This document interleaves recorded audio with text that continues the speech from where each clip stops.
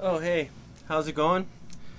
Thank you so much for stopping by and just taking a few moments out of your time to watch this video and really hear the story of where I've been over these last 5 or 6 months. I recently had a conversation with Pat Flynn and just encouraging him about a video he did a little while ago where he was very vulnerable and open, and I was very impressed by that and drawn in, and I was sharing with him that I felt compelled that I needed to do this video and was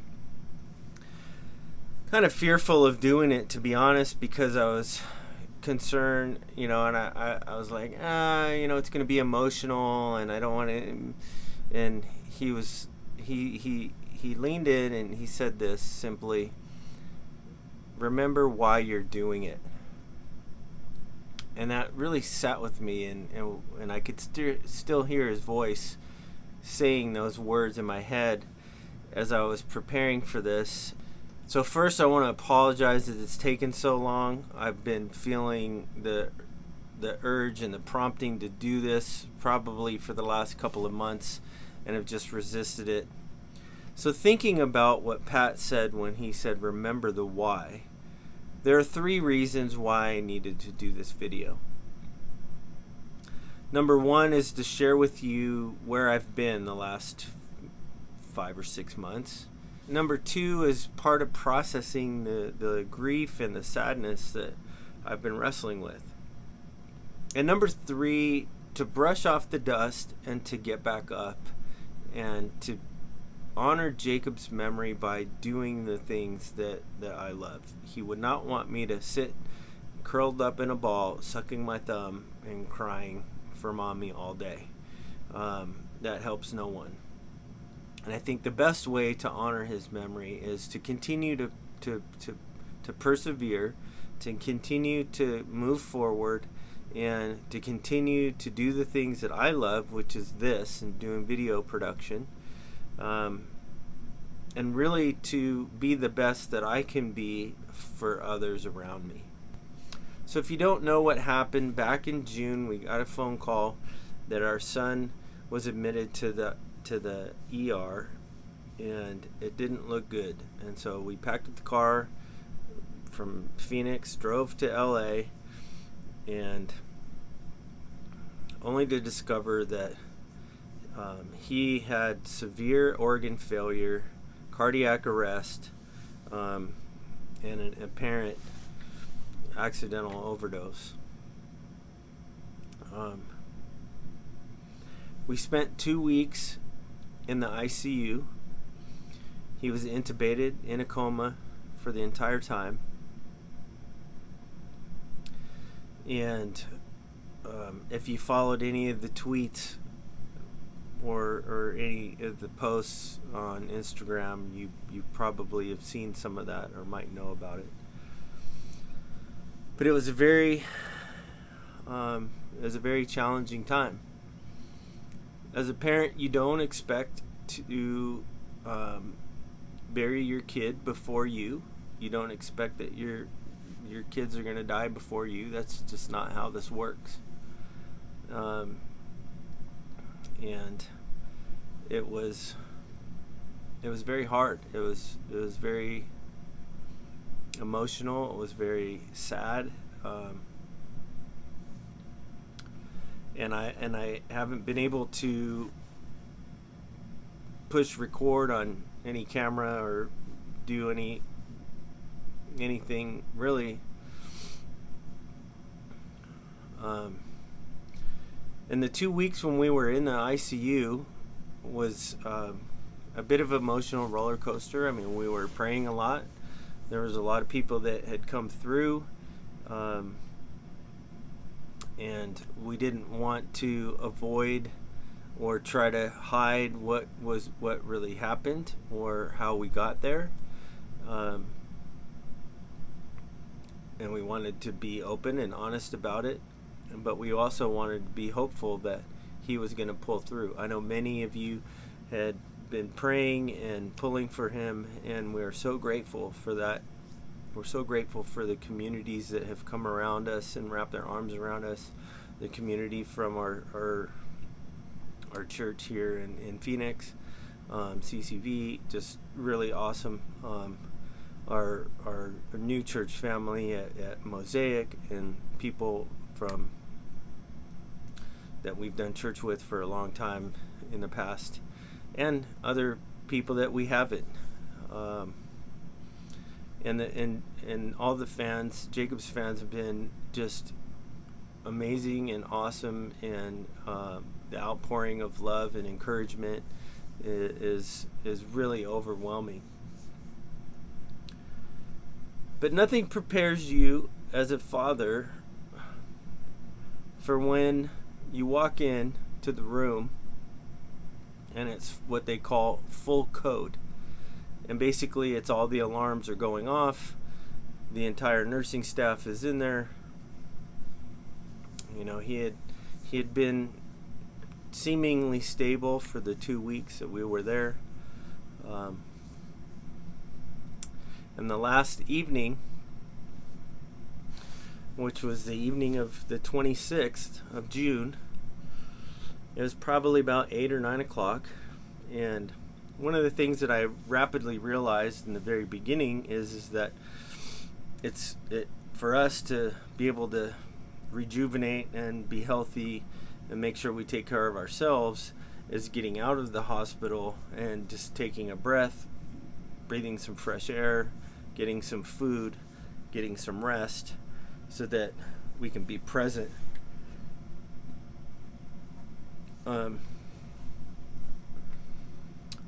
But that last evening, Jacob seemed to be unstable, and the family was and some friends were going to step out and get something to eat. It's probably like 8-9 o'clock p.m.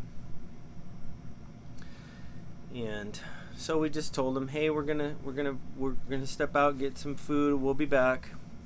Now, he was in a coma and wasn't really responsive or could squeeze a hand or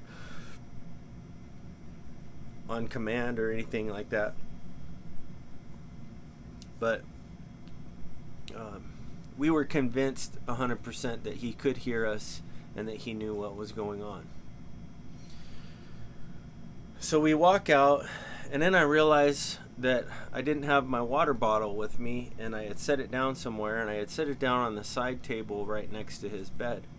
And so I walk back in, and I pick up the water bottle, and I realized it was probably one of the few times that I had been in the room alone with him. And I leaned over, and I just simply said that you're forgiven. There's no shame. There's no guilt. Because I can imagine if he would have woken up with the condition that he was in, just the guilt that he might have felt, and the shame that he might have felt in that space. And so I told him that we loved him. I said, there's no shame, there's no guilt. You're completely forgiven, and we love you, and that we're here for you.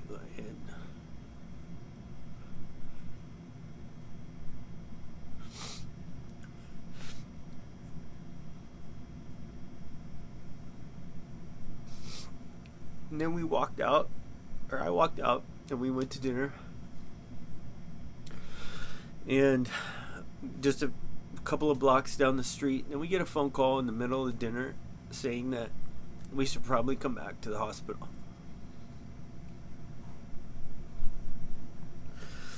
And we come back, and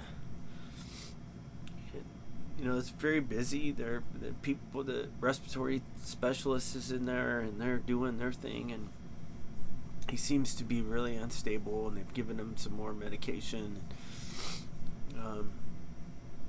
They had to do CPR on him while we were gone, and So this is about 10 o'clock, 11 o'clock, 12 o'clock, 1 a.m., 2 a.m., and it seemed like his condition was about the same as it had been. And so there's a number of us in the room, and I couldn't get comfortable on the floor, so I had stepped out into the lobby to maybe pull a couple of chairs together to try to get some rest. It's like 4:30 in the morning. My niece and my youngest daughter Sydney come over to the lobby, and they said, hey, they need you in the room. And so I walk in, and it was full code, alarms going off. They were performing CPR again. His heart had stopped, and I look over, and Judy's crying and wailing on the floor, and Emma was holding her. And I walk in with the clarity in that moment that I've never experienced before. I looked at the nurse that was performing the CPR. They got his heart rate back. They were doing a bag, is where they squeeze the bag with the oxygen, because apparently that's better than the respirator. So the respiratory specialist is there. They were giving him the CPR. They got his heart rate back, and she looks to me. The nurse looks to me and says, "Do you want to put him back on the respirator?" And I said, "Well, are the medications the same?" And I was very calm and just kind of walked through all of the things. And I said, well, of course, if he's stable, like if he's, and she kept saying that he's going to go into arrest again. And I looked at Judy and I said, because I wanted to make sure that we were on the same page, and I said, what do you think? Because they've been asking us for a DNR for the last week, and you can't even process that. And if you don't know what DNR is DNR stands for do not resuscitate, when they go into arrest or stop breathing.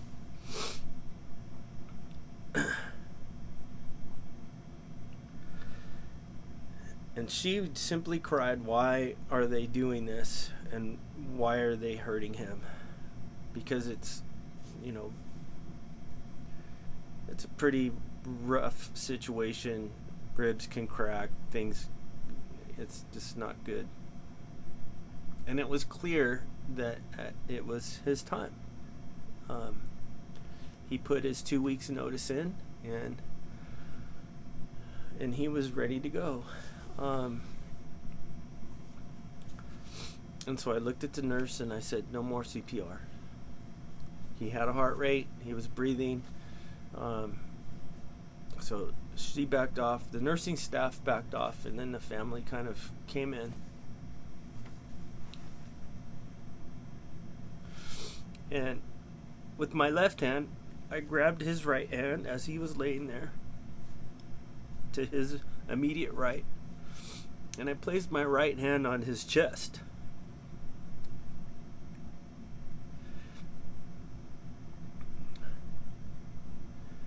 And I felt his last heartbeat and his last breath. And at that moment we prayed and we committed him to God's hands.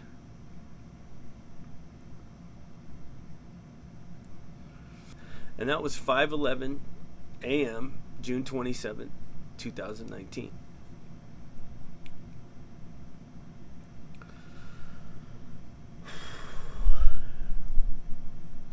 Now, in this process, you develop a friendship and a relationship with the nursing staff, and the staff changes at 6:30 in the morning. So we were going to have to debrief with the new shift and I just didn't have any bandwidth emotionally to be able to do any of that. So I took Sydney downstairs. We got in the car. We brought the car around, and we were waiting for the rest of the girls to come down. And there was one nurse in particular. Her name was Jamie, and she really took extra good care of Jacob.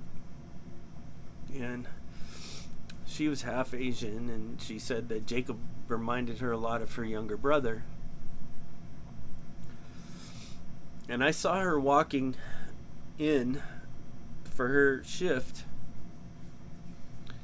and I got out of the car because I knew that I wanted to be the one to share with her what had happened, as opposed to her finding out.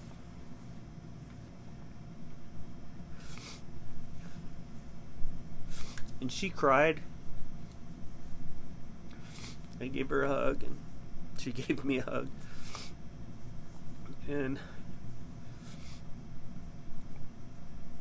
you know, it's really hard for doctors and nurses in that space because they see death all the time. And for her in particular, to still have that level of compassion and care was truly remarkable. So there's been an outpouring of obviously love and support, and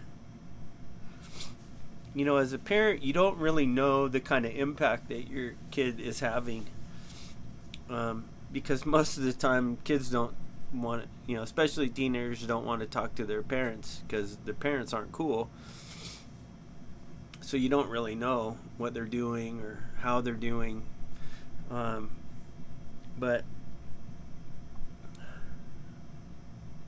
it was one DM after another, and one email and one inbox after another of how much Jacob encouraged people, how much he loved people, how much he showed them kindness and hope and support. And in a lot of cases, it was the only source of encouragement that many have had. And I was so impressed and so grateful to hear that.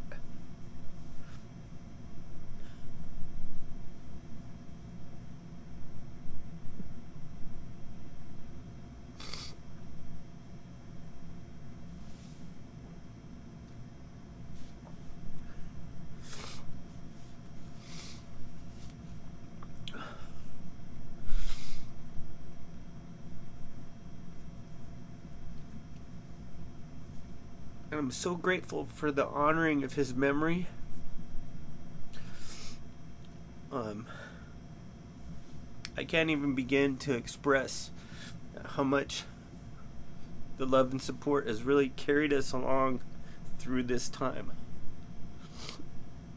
And yeah, it's been 4 months since he passed, but it's still hard.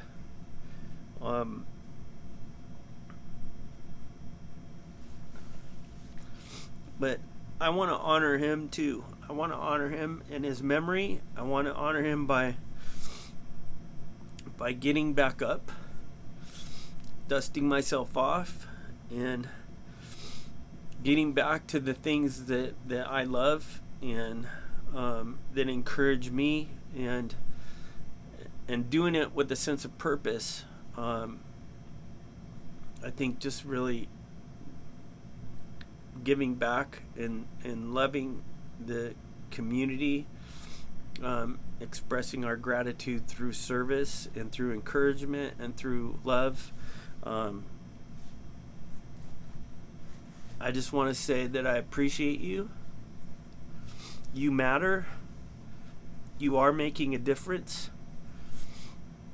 And don't let anybody tell you otherwise. You have worth. You have worth in this world. And don't let anybody tear down your self-worth. because you're unique. You have something to offer, and I appreciate you. All right, I should have got a Kleenex because, yeah. Anyway, just wanted to share that. I think it's good for me to get it out and to share with you. What can you expect going forward? Well, I answer every tweet, every text, and every DM. And yeah, I'm going to talk about Jacob wherever I go.